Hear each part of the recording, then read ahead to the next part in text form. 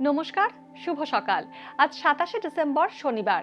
পঞ্জিকা অনুসারে আজ পৌষ শুক্লা সপ্তমী তিথি। আজ পালিত হচ্ছে গুরু গোবিন্দ সিং জয়ন্তী।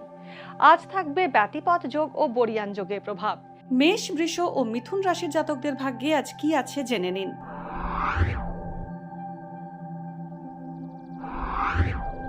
মেষ রাশি, উচ্চশিক্ষায় সাফল্য পাবেন, উচ্চাকাঙ্ক্ষা পূরণ করার সুযোগ পাবেন। কর্মক্ষেত্রের প্রবেশিকা পরীক্ষায় সাফল্যের যোগ আছে। কটু কথা বলায় শত্রু বৃদ্ধি হতে পারে। হোটেল, রেস্তোরাঁ, লোহা ও পর্যটনের ব্যবসায় ভালো মুনাফা হবে। কাউকে আর্থিক সাহায্য করার আগে ভালো করে ভেবে নিন।